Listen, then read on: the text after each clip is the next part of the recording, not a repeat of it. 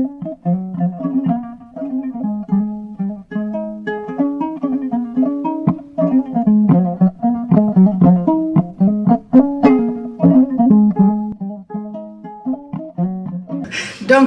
o tɛmɛnen kɔ ka bɔ yen sa an ye fɛn fɛn kɛ sisan an bɛna an da don ko kolomayɔrɔ la kuma kolomayɔrɔ ye mun ye o ye kɛlɛ de ye Lamini yɛrɛ bɛ kɛlɛ min kɛ su a b'a kɛ tile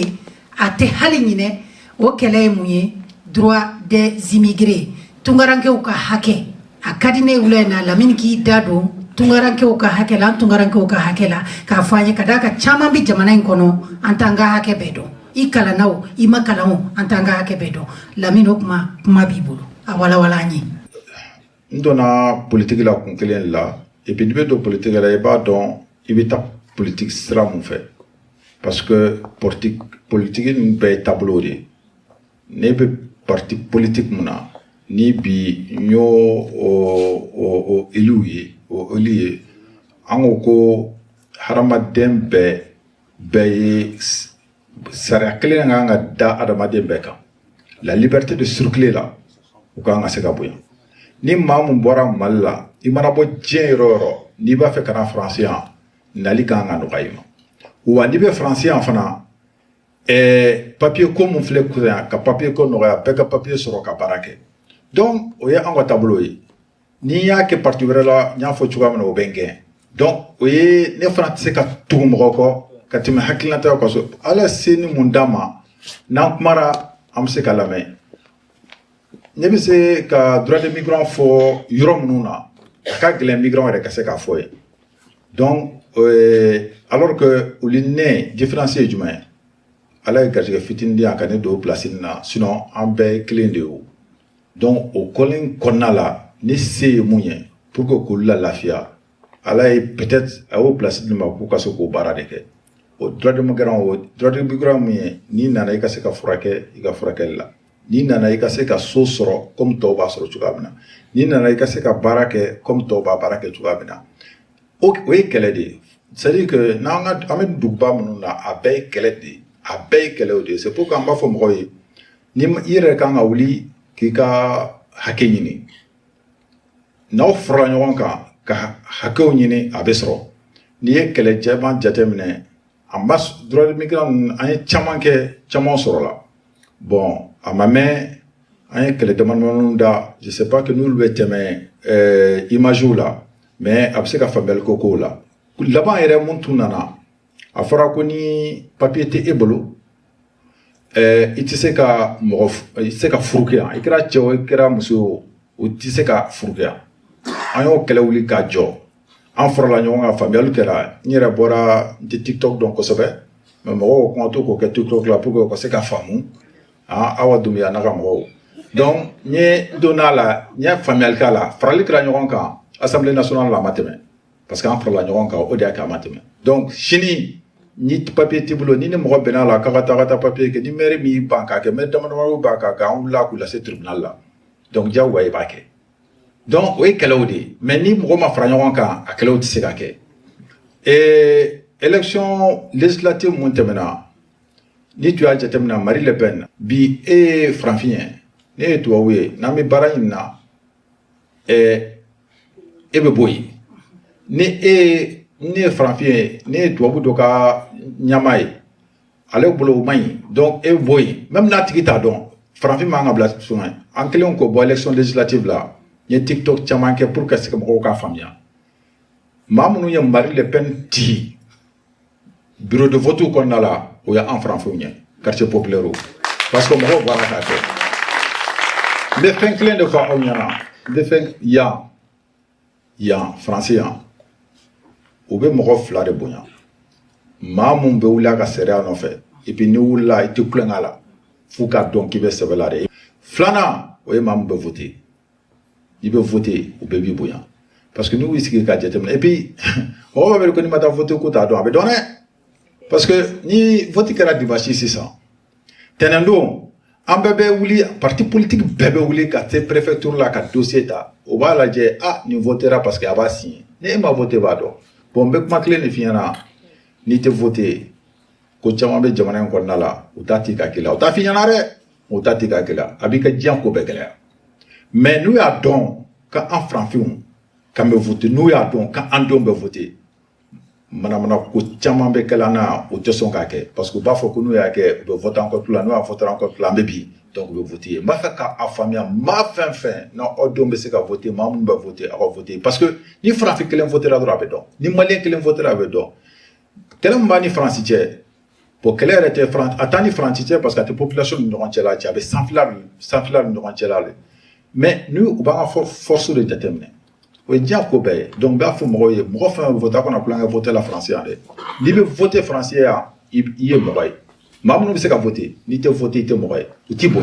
Donc, on va faire qu'on fera quoi quand on peut qu'elle ait un boulot. Nanga mort be beaucoup se faire qu'à voter. Nanga kanga bo, qu'on a droit de migrants respecté. Ni oui jamabai, on be sera, on be se beaucoup. Donc, on va faire qu'on fera une émission qu'on a là au cafamou. Et puis politique là, que dit engager femme fait. Depuis il engagé politique là, il fait RK don ne ka kele munye. Ni ko ko état de ka dambo bunya, état de ere mamye, parce que ko o hako sigi. Et quand ka don et quand ta parti politique na. Parce que kungul na tawdo. Donc ni o famia politique na ibe lafia. Bon ni mo famia, do ko fana be ni ko mbe do la clé ne kama yere ka lafia oh o be clé na franfo ne ere nyana mais ma mon famia ni franfi clé ne na ni to mana franfi clé nyana esigle no e ma ko se ko yere ne donc do ra fana chama fana be o du taw ka place ni donc e se ka ta parti politique là o be e bla sans fla la ki ike instrument yo quoi ni ko comme ke era se ko non de ta sisere nga franfi ka flan ka fa o nga franfi buso bon to so ma fuka jenuli donc o fana be ka lo ko na la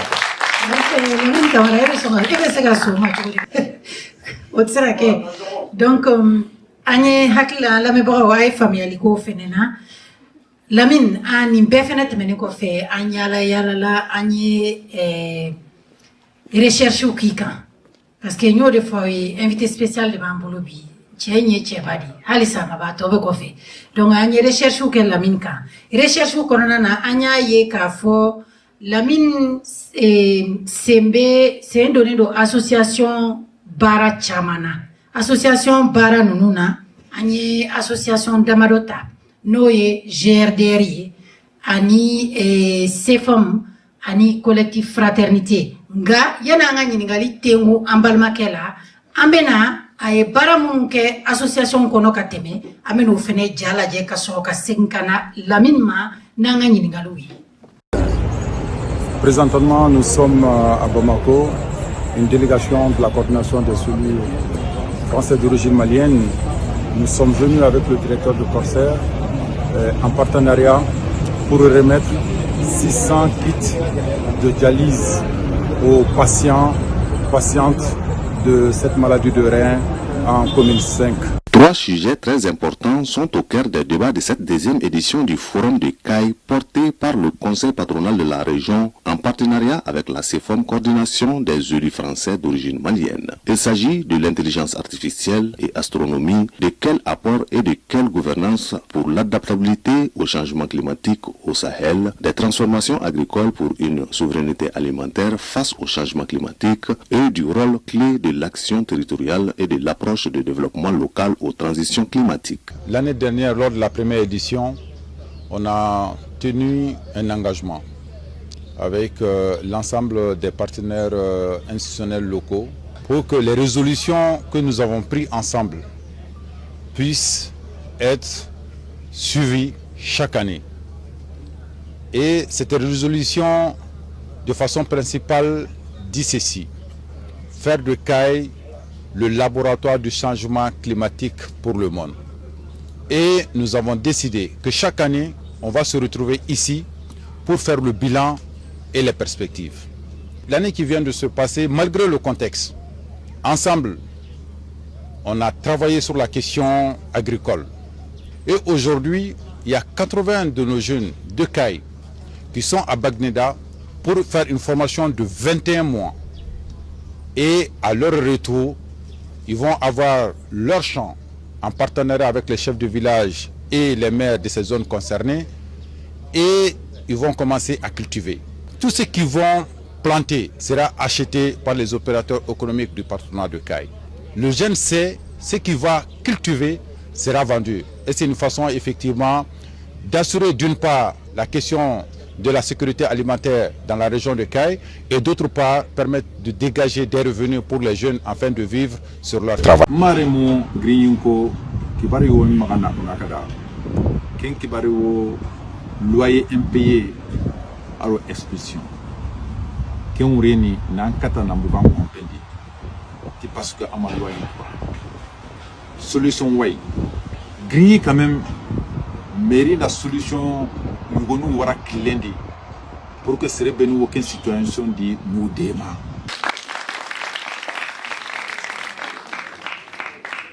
Asta Touré amena kuma dama aka dofani ambalma keka. Bismillah. Azubillahi minash shaitanir rajim. Aw bele jeleni wula. Ala ka so here dama. Biye domba do fana ituni. Ni ko ne ga do fiye Lamine kan. Mote wa fo chomina mbese ga mi fo ka qualifier. Tiens do ale be bo malla ne be bo malla. Mais anye nyogo soro politique kono na dila. Femindo I ko do ne obe muruturu ikola. Ibe kuma o foye ni yere ga kuma ga cha. Lamine be mogo punya surtout muso. Ne Lamine ye Francia ka Lamine ye Bamako ka Lamine ye Kayes na baga sigi ga dumuni kɛ ɲɔgɔn fɛ kanu don danaya de don silamɛya don sinon an bɛ jɛkulu min kɔnɔ a ka gɛlɛn mais mɔgɔ min don dɔ bɔra k'a fɔ a ka témoignage la a bɛ mɔgɔ lamɛn a b'i bilasira a bɛ sɔrɔ mun na majigi ni ne ko n ka qualité bɛɛ fɔ n b'a di a dunbagaw ma o b'a dun je crois que hali giriniya ni ye dɔw ɲininka o ɲɛna ne bɛ sigi giriniya ne tɛ bɔ yan ne bɛ bɔ Saint-Denis mais kabini an ye ɲɔgɔn don CFOM la ne ka kɛ vice président ye foyi ma kɛ fraternité tɔgɔ la ni Lamine ma ni invité d'honneur et puis na o na I bɛ n valoriser k'a yira n na I place de ye nin ye a kɛ tan an donna yɔrɔ minnu na a ka ca mɔgɔ dɔw bɛ français hali tubabu u tɛ se ka don ye Lamine u tɛ se ka don ye donc I bɛ min na I cɛsiri I kana bila bana ye I k'a bila kɔrɔ ye n bɛ dugawu de kɛ si ni kɛnɛya Ala k'a d'i ma barika min b'i la Ala k'a don I kɔ la an ka jɛ hali ni politique tɛ Ala kana tigɛ parce que jɛ kɔnɔ furu bɔra a la a kɛra ko wɛrɛ ye kuma tɛ n bolo k'a fɔ n b'a qualifier k'a fɔ a ye quoi o tɛ yen min bɛ si a kɔnɔ o bɛ tile ne kɔnɔ Merci. à travers ça n bɛ foli d'a muso ma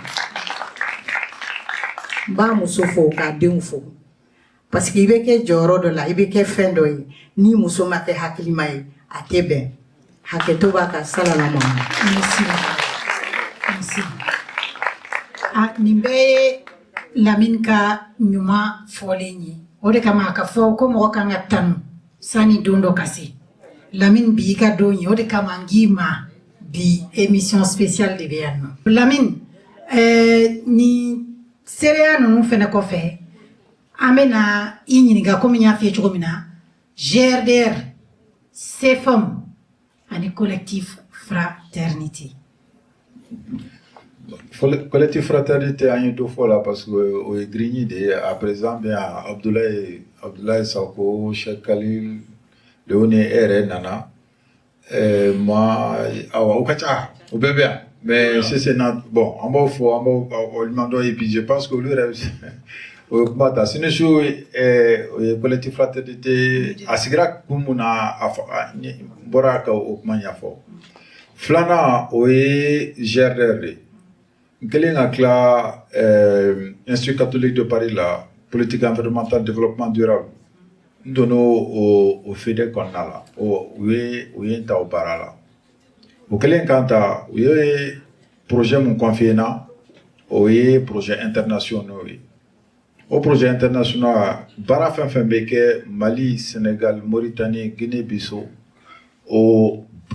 association an ka GERDER b'o baara fɛn fɛn kɛ o confielen don ne la en lien avec les diasporas. Sidi Samara ka kuma kɔnɔna la a y'a ɲɛfɔ association ba fɛn fɛn bɛ yen Mali, Sénégal, Mauritanie, Guinée-Bissau, Guinée-Conakry hakili la association ka dɔgɔ ni mun mana an ka bureau la se ye mun ye GERDER tɔgɔ la n'a ma kɛ san o san projet minnu b'an bolo ka ɲɛsin Mali la minimum san o san minimum a bɛ tourner 3 millions d'euros la a wagati la Sénégal bɛ ten Mauritanie bɛ ten fan bɛɛ bɛ ten cogoya la donc o kɛra sababu ye nin diaspora a n'a association fɛn fɛn b'a kɔnɔna la an ye ɲɔgɔn dɔn ani Mali la Sénégal yanni ka don politique na fo ka se bi ma chaque 3 mois n tun bɛ Sénégal n tun bɛ Mali n tun bɛ Mauritanie k'o bɛ cogoya min na n b'a kɛ n bɛ n t'o la ka an ka baarakɛɲɔgɔn dɔw fo o baara cadre kɔnɔna la an ye ɲɔgɔn dɔn an ye partenariat kɛ parce que ani conseil régional de Kayi an tun bɛ baara kɛ ɲɔgɔn fɛ kosɛbɛ a kɔnɔna la maa min tun b'a a représentation na ka en tout cas ni n'a bɛ baara kɛ ɲɔgɔn fɛ de façon directe projet fɛn fɛn bɛ kɛ Mali la notamment Kayi o ye Sikaso ye a nana spécialement kana bɛn ni émission ma kana bɛn sinisu ma a yɛrɛ sigilen filɛ yan Sikaso voilà donc je vais faire pratiquement aller bas donc au projet de développement avec fin bekan avec Djiko kan avec muso be bara fin que au dugunu ko na la ba bekan donc a fuma ko projet de développement au cadre ko na la o jardin momina c'est format la coordination des élus français d'origine malienne. Bila jodo ni sani ka kuma sefom na ibe joro bala fene sefom na donc mbe fe yere ko joro fo ika publiki sefom c'est la coordination des élus français d'origine malienne comme ma fin bon en fin de préparer la tege ma fin bi ni be para ke meru la région ni fam na ni élu a bête sefom konna la mamunu be sefom konna la ame mo bi sabani woro ɲɔgɔnna bɔ a bɛɛ t'a kɔnɔ a bɛɛ maliyɛnw ye a bɛɛ d'origine maliyɛnw ye c'est à dire que français don maire adjoint don conseil départementaux don mais bɛɛ t'a kɔnɔ minnu b'a kɔnɔ bi 77 ye o CFAM kɔnɔna la o président d'honneur an y'o di Asta ma ale bɔra ka kuma bon Léonie b'a kɔnɔna la ani Fatou yi filɛ ka minnu fɔ olu nana o représenter an bɛ baara min na a ka nɔgɔn parce que n y'a f'i ɲɛna n ko Faransi ko bɛɛ ye politique ko ye mɔgɔ tɛ se k'a bɛɛ dɔn même an tɔɲɔgɔn minnu ni tubabuw don n'an bɛ kɛlɛ kɛ ɲɔgɔn fɛ olu tɛ se k'a bɛɛ dɔn an de kan k'u lafaamuya pour que u k'a dɔn ko fɛn bɛɛ kelen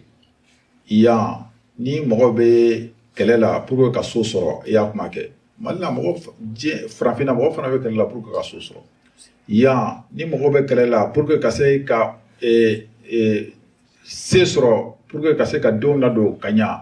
u yɛrɛ k'u ka diɲɛlatigɛ ɲɛnabɔ Mali la o kelen de bɛ yen donc n'i ye ko in jateminɛ kun jumɛn b'a to la n'i bɛ Mali la n'i bɛ États-Unis n'i bɛ Faransi sɛgɛn kelen bɛ mɔgɔ kelenw kan donc i b'a faamuya o la ko mɔgɔ ko tɛ ko couleur ko tɛ ko système ko de don o système kelen mun b'a to la yan mɔgɔw bɛ si nɛnɛ la u bɛ sa mɔgɔw bɛ tilen wari t'u kun o système kelen de b'a to la o fɛ c'est pourquoi an ko an ka bɔ mɔgɔ ko in kɔnɔna la an ka fara ɲɔgɔn kan système mun b'an bila ekɔli la n'o système capitaliste n bɛ segin a kan parce que an ye politique mɔgɔ ye forcément an bɛ kow nommé ten cogoya la o kɛlɛ an k'o kɛlɛ kɛ n'an y'o kɛlɛ kɛ dɔrɔn bɛɛ bɛ lafiya parce que diɲɛlatigɛw b'o kɛlɛw kɔnɔna la f'an ka se k'o de faamuya sinon i bɛ mɔgɔ dɔ kɛ jugu ye o tɛ jugu ye i m'a ye donc an ka se k'a dɔn an jugu ye fɛn jumɛn ye fɛn jumɛn b'a to la an bɛ bɔ so ka na fɛn jumɛn b'a to la yan sɛgɛn mun b'an kan sɛgɛn min bɛ mɔgɔ même tubabubilenw kan donc yefila la o sɛgɛn kelenw de b'o kan fɛn jumɛn b'a to la alors k'a bɛ fɔ yan ko wari bɛ yan alors k'a bɛ fɔ yan ko bɛɛ kan k'i sago sɔrɔ donc fo ni m'o faamuya ni o kɛlɛ n'an m'o kɛ ɲɔgɔn fɛ a tɛ ɲɛnabɔ donc CFM kɔnɔna la an y'o de ta k'o da an b'a yira nani an ka Mali yan ɲɛmaaw bɛ ɲɔgɔn ye la an y'u averti a mɛnna kɛlɛ in kɔnɔna la an ka baara o de ye politique yɛrɛ fana o de ye aw bɛ taabolo min na a man ɲi a y'a kɛ tan a y'a kɛ tan a y'a kɛ tan yen fila fana la même chose donc an ye baara caman k'a kɔnɔna la assemblée nationale la sénat la i ye droit des migrants mun fɔ o ko don coopération décentralisée parce que coopération décentralisée ye fɛn jumɛn ye an bɛ collectivité locale minnu kɔnɔ yan Mali la collectivité locale minnu bɛ an bɛ jumelage kɛ an bɛ coopération décentralisée kɛ o gulonnen tɛ président na o gulonnen tɛ ministre la o gulonnen don anw yɛrɛw de la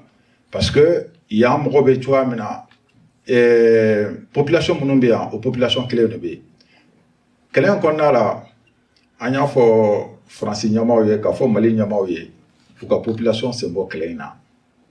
u yɛrɛ bɛɛ yɛrɛ fana ko ko olu ka kɛlɛ tɛ population kɛlɛ ye o ka se k'a faamuya n ko aide publique au développement coopération décentralisée n b'a fɛ ka mun fɔ a ka faamuya parce que n'a fɔra ko u b'an sɔn de n ko an ka impôt n'an ka taxe de don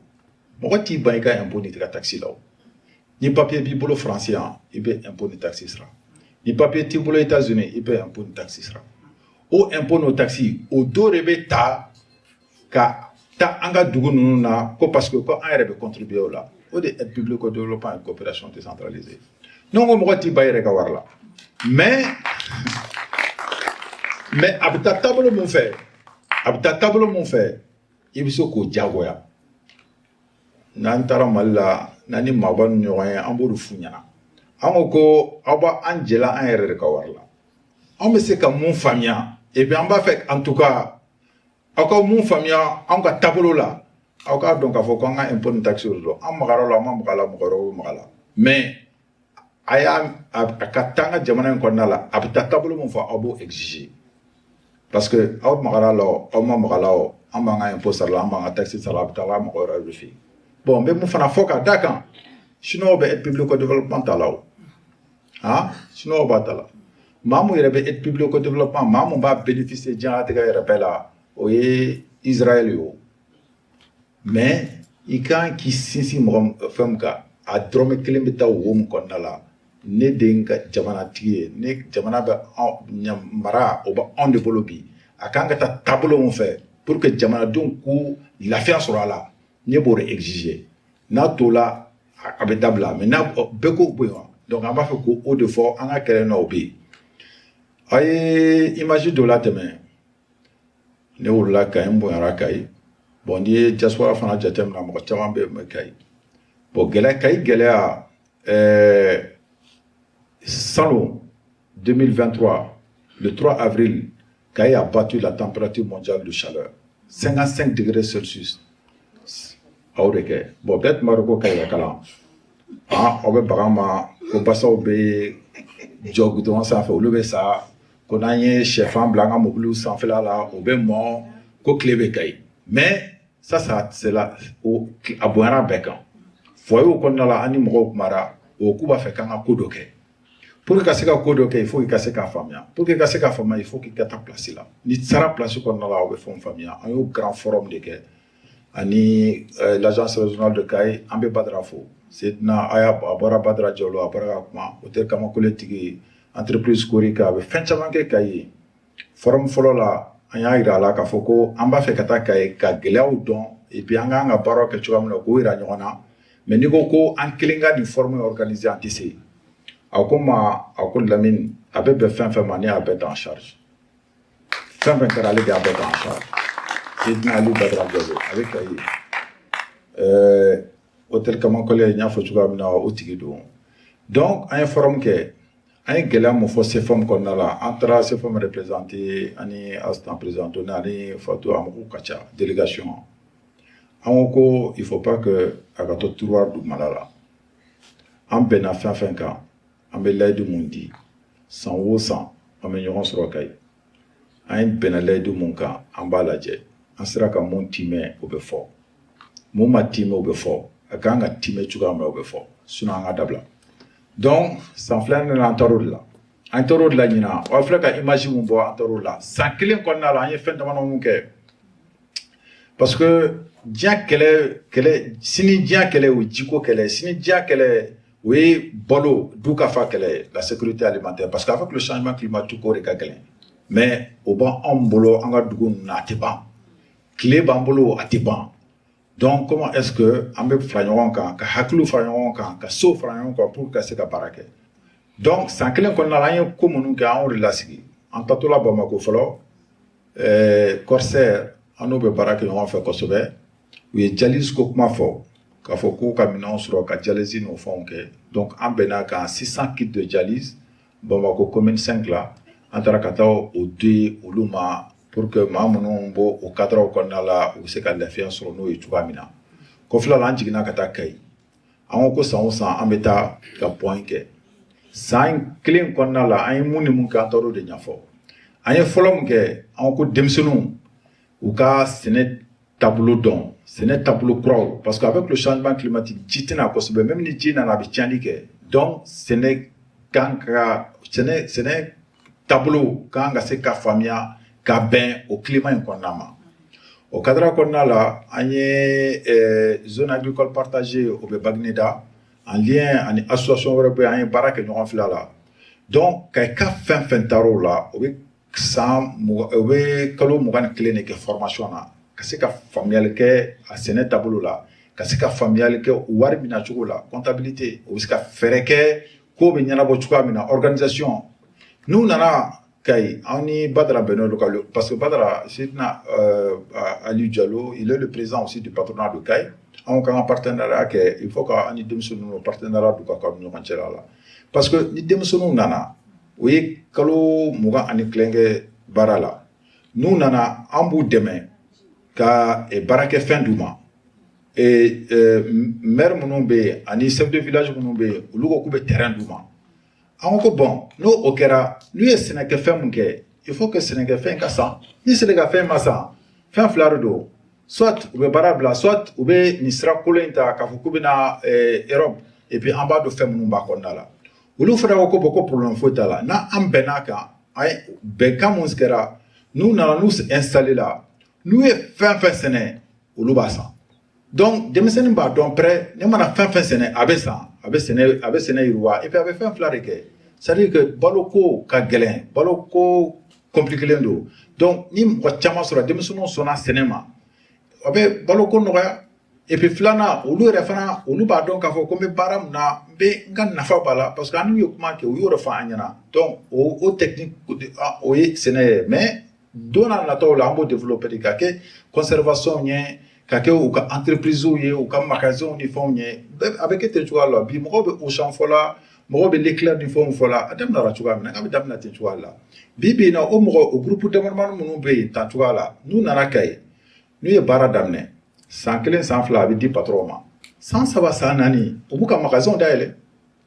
u b'u ka magasin donc u bɛ fɛn fɛn sɛnɛ mun ka kan ka san o bɛ san mun ka kan ka di population ma u b'u ka magasin dayɛlɛ san wɛrɛ kɔ